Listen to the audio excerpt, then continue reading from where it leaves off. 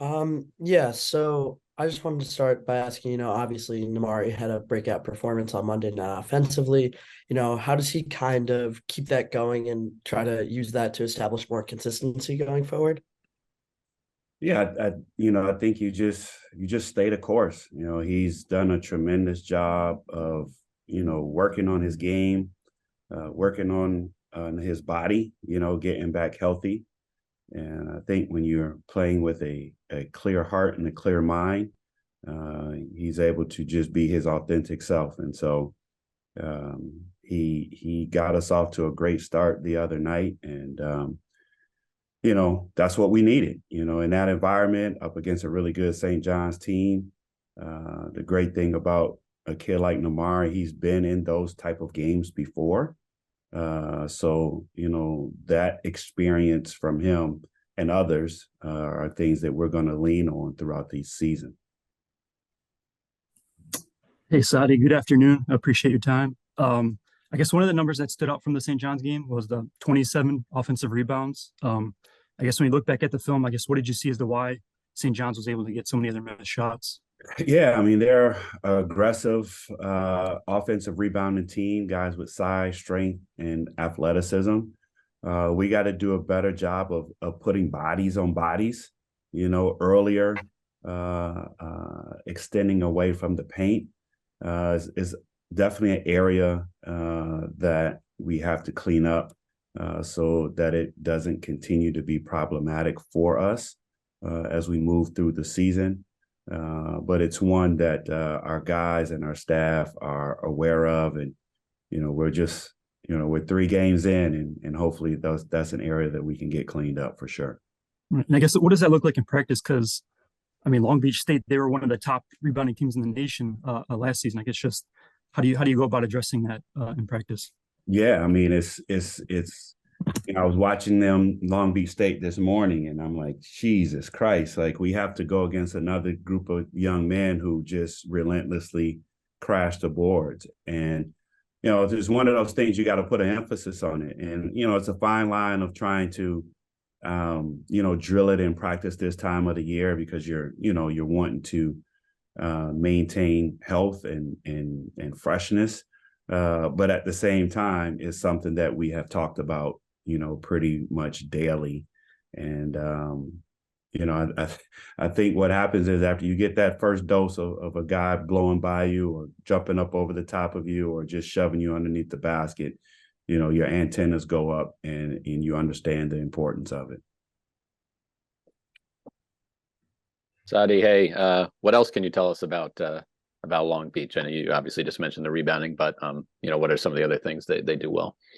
Yeah, I think they're a team that really plays fast. They play fast. They're going to get the ball out on makes and misses and really try to convert to the other end of the floor. They have a lot of good downhill attackers off the dribble and a couple of big men that really do a good job of sealing low posts and trying to carve out space. And then obviously we just talked about their ability to crash the offensive glass. Then on the other side of the ball, they do a really good job of just trying to create chaos with their ball pressure. Thanks. Hey, Saddi. I think coming into the season, most people expected Michigan to be a better defensive team. But offensively, things are clicking very, very well. Is there anything you're pleasantly surprised by 3 games in, things that are better than you expected on the offensive side? Well, I've seen our guys put the work in, or we've seen our guys put the work in throughout the summer. So the fact of, that we're shooting and executing as well as we are offensively, it's a good thing. And it's a testament to the work and the attention to detail that they've put in. Coach Juan and our staff have worked hard, to really get all these multi-positional guys comfortable, playing a variety of positions. And so far on the offensive end, it's worked out well. Defensively, that the scoring numbers may not reflect it, but we're holding teams to 37% defensive field goal. That's pretty darn good. I think what gets lost in that is that our offense is scoring at such a high clip. Yeah, like teams are going to score. They're going to make more threes than probably we want. But when you're playing from behind, the three ball can kind of get you back in the game, and some of those shots are going to go in. But from a perspective of, defending overall, our defensive percentage numbers reflect pretty well. Saddi, I was just going to say that everybody wants a deep team, but you guys have gone with a little bit of a shorter rotation early on. Are there any benefits to that, guys knowing their roles and knowing that they're going to be in there, most of the game? I guess, I don't know. I think that all of our guys have prepared themselves mentally to be ready when their name is called. Unfortunately for us, some through injury, and then obviously with the shortened roster, we're going to play typically less guys, but the guys that have been playing and have been contributing have been doing their job, and that's what we asked them to do. Yeah. Hey, Saddi. Obviously, if things were going, you guys aren't going to get too far ahead of yourselves. It's 3-0. It's a good start. And if things were going the other way, I'm sure the sky would not be falling. But what is working so well when you guys are not just 3-0, but 3 lopsided wins against teams with some expectation this year and with guys returning? Well, I've been doing this long enough to know,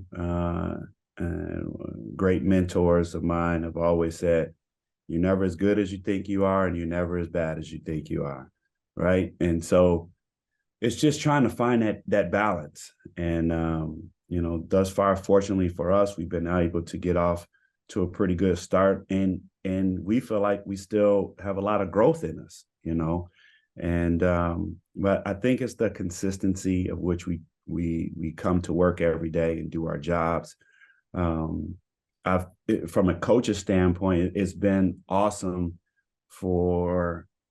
to hear other people outside the program talk about the connectivity of this group and what that looks like on the court, from the sideline. And so that just means that we have the right guys in the locker room. And if we can maintain that level of focus and consistency, hopefully, some special things can happen for us this season. I guess who sort of sets that tone this year? In that consistency, because maybe that's something because there's plenty of talent last year. That was not an issue. Yeah.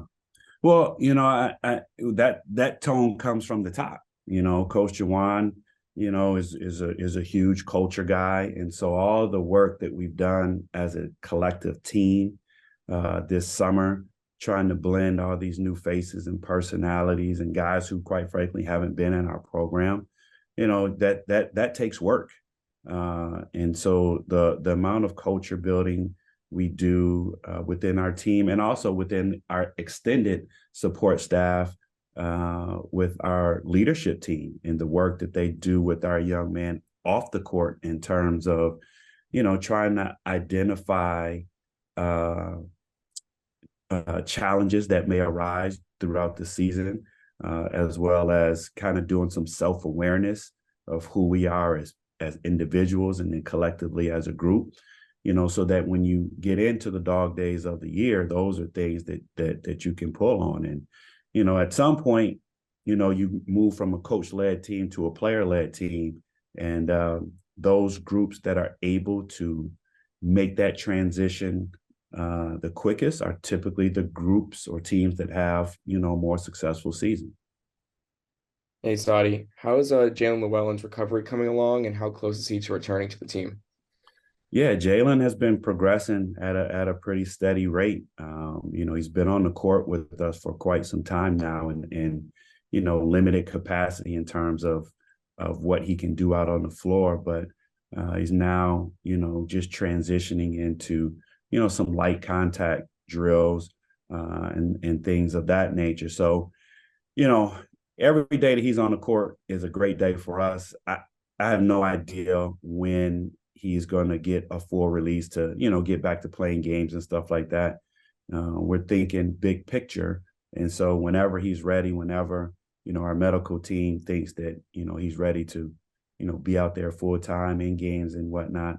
I know Jaelin is chomping at the bit, and having gone through that, that injury before, it transitions from a physical thing to a heart and neck up thing. And, Jaelin's been handling like a champ, and, just seeing 3 out in practice, doing what he does has been great for him and great for the morale of the team.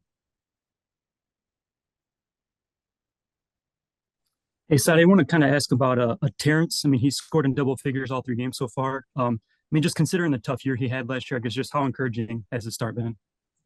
I think that's been awesome for him. That kid put the work in last year. I think him reflecting of how his season went last season, it is now clear that he put a tremendous amount of work in tweaking his game, his body, and the results are what we see now. And, not only that, but, he's done a good job of like using his voice more in terms of leadership. He's a 4th-year guy who's been in the program. He's been a part of a lot of wins and championships.